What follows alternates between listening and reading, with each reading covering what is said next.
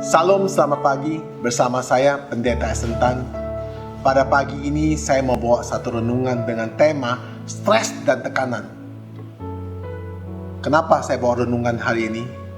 Karena berapa hari ini banyak sekali jemaat maupun pasien-pasien saya, telepon saya menyatakan sangat stres dan tekanan. Karena COVID-19 ini, semua kita berubah. Sudah 3 bulan, kita semua dirumahkan. Saudara yang dikasih Tuhan, rata-rata menelepon saya, bagaimana usaha mereka untuk menyelesaikan utang-utang pada bank, utang-utang pada customer, dan bagaimana mereka selesaikan. Mereka tidak ada punya kemampuan untuk selesaikan karena tidak beraktivitas dan usaha itu bisa jalan. Bukan itu aja, saudara-saudari, saya bertemu dengan panatua gereja. Mereka juga mengatakan mereka tidak bisa bayar cicilan. Yang mereka hadapi adalah bukan tidak bisa bayar cicilan pada usaha mereka, tapi gereja yang mereka bangun pinjam dari bank. Karena sekarang tidak ada jemaat datang untuk beribadah, tidak ada persembahan, tidak ada perpuluhan.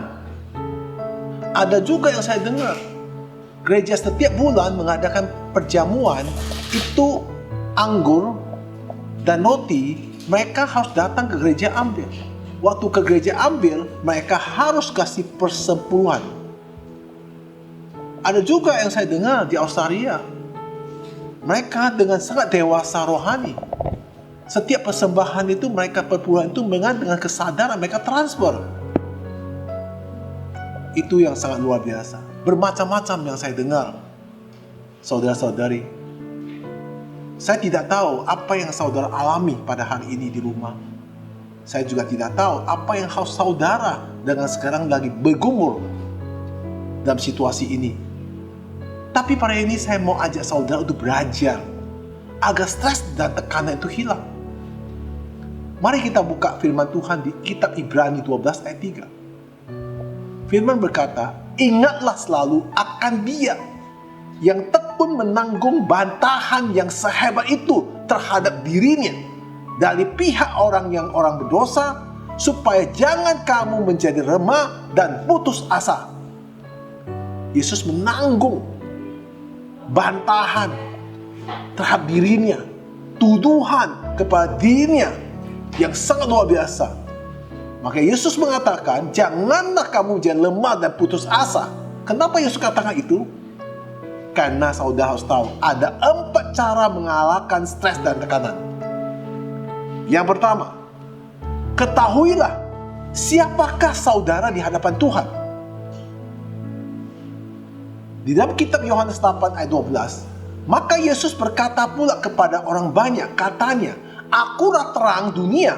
Barang siapa mengikuti aku, ia tidak akan berjalan dalam kegelapan. Yang pertama, siapakah saudara di hadapan Tuhan? Apakah saudara itu percaya sepenuhnya kepada Tuhan? Bagaimana saudara mentakapi tentang siapa saudara di hadapan Tuhan? Jika saudara mengikut Tuhan, saudara tidak akan berjalan dengan gelap. Karena Kristus adalah terang, maka saudara akan diterangkan oleh Tuhan. Yang kedua, ketahuikah siapakah yang mau saudara senang? Selama ini yang saudara senangkan adalah Tuhan, atau saudara senangkan adalah orang-orang yang kamu sayangi? Jika saudara menyenangi Tuhan, maka stres dan tekanan itu Tuhan akan nanggung. Jika saudara menyayangi orang-orang yang saudara senang, saudara harus menanggung tekanan dan stres itu. Mari kita buka firman Tuhan, Yohanes 5 ayat 30. Aku tidak dapat berbuat apa-apa dari diriku sendiri. Aku menghakimi sesuai dengan apa yang aku dengar. Dan penghakimanku adil. Sebab aku tidak menuruti kehendakku sendiri, melainkan kehendak Dia yang mengutus aku. Firman Tuhan berkata, Tuhan Yesus tidak pernah melakukan apa yang dari Dia sendiri, tapi Dia melakukan apa yang diperintah oleh Bapa. Apa yang Dia dengar dari Bapa, Dia lakukan. Kalau saudara mau menyenangkan Tuhan, ikutlah semua apa kehendak Bapa. Bukan kehendak kita, kehendak Bapa. Maka stres dan tekanan itu akan diambil oleh Kristus yang menanggungnya. Yang ketiga, ketahuikah di mana letak sumber kekuatan saudara? Tahukah saudara di mana letak sumber kekuatan saudara? Coba saudara berpikir dan renungkan. Kalau saudara tahu, maka Kristus akan menanggung semua stres dan beban saudara. Mari kita buka firman Tuhan. Markus 1 ayat 35. Pagi-pagi benar, waktu hari masih gelap, ia bangun dan pergi keluar. Ia pergi ke tempat yang sunyi dan berdoa di sana. Kekuatan kita adalah berdoa. Yesus pagi-pagi sebelum matahari keluar, Dia sudah pergi ke suatu tempat yang sunyi untuk berdoa. Tuhan Yesus pun mau berdoa. Bagaimana dengan saudara? Agar stres dan tekanan itu hilang, kekuatan kita adalah tangan kita berdua lipat, yaitu berdoa. Dan kaki kita rutut di hadapan Tuhan. Itu kekuatan kita. Berlutut dan berdoa, itulah sumber kekuatan kita anak Tuhan. Ketika kita berlutut dan berdoa, minta belas kasihan kepada Tuhan. Berlutut dan berdoa, minta pimpinan Tuhan. Berlutut dan berdoa, menceritakan semua kepada Tuhan.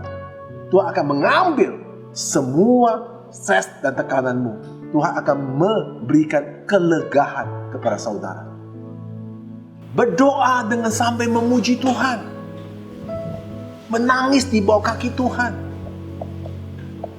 Dan doa terus menerus. Saya sendiri pribadi pendeta. Ketika saya stres, saya dapat tekanan. Pak saudara pasti tanya, pendeta bisa stres? Bisa.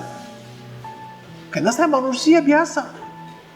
Maka ketika saya stres dan tekanan, saya berlipat tangan dan berlutut di hadapan Tuhan dan berdoa sambil memuji-muji Tuhan. Menangis di bawah kaki Tuhan, mohon pertolongan Dia. Saudara, saya mau bersaksi kepada saudara. 15 tahun yang lalu, saya sama istri saya ada join satu bisnis kepada satu orang Singapura. Kemudian, dalam join bisnis ini kita berjalan dengan baik. Tetapi karena anaknya, dari partner saya punya anaknya tidak bisa bekerja, maka mengalami kerugian.